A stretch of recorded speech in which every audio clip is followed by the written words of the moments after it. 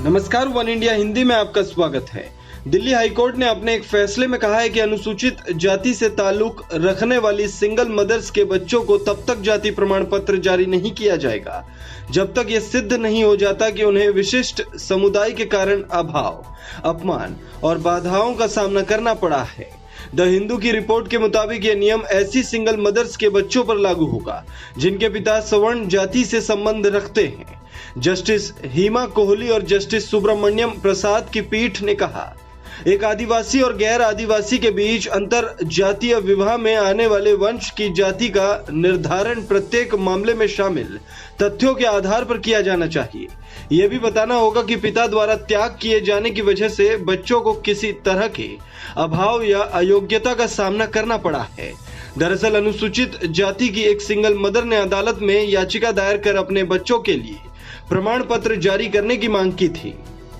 ये महिला दरअसल वायुसेना की एक वरिष्ठ अधिकारी हैं, जिन्होंने वायुसेना के ही अपने एक सहयोगी से शादी की थी जो स्वर्ण जाति से थे।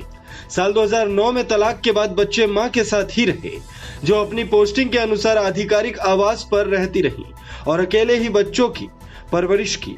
महिला का कहना है कि बच्चे कभी अपने पिता के साथ बड़े नहीं हुए और न ही उनके पिता के समुदाय के किसी भी शख्स से उनकी कभी बातचीत हुई, इसलिए बच्चों का उनके पिता के समुदाय का हिस्सा होने की कोई संभावना नहीं है।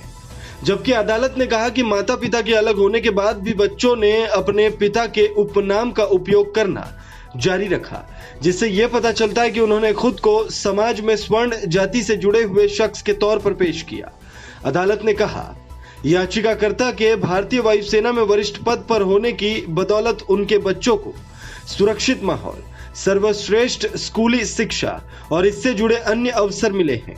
अदालत ने आगे कहा कि ऐसे में अगर महिला के बच्चों को जाति प्रमाण पत्र जारी किया जाता है तो इससे उच्च शिक्षा और सार्वजनिक सेवा में आरक्षित अनुसूचित जाति की सीटों की सीमित संख्या के लिए पात्रता का दावा करने वाले योग्य लोग वंचित हो जाएंगे, जिससे संविधान में निहित समानता के लक्ष्य को झटका लगेगा।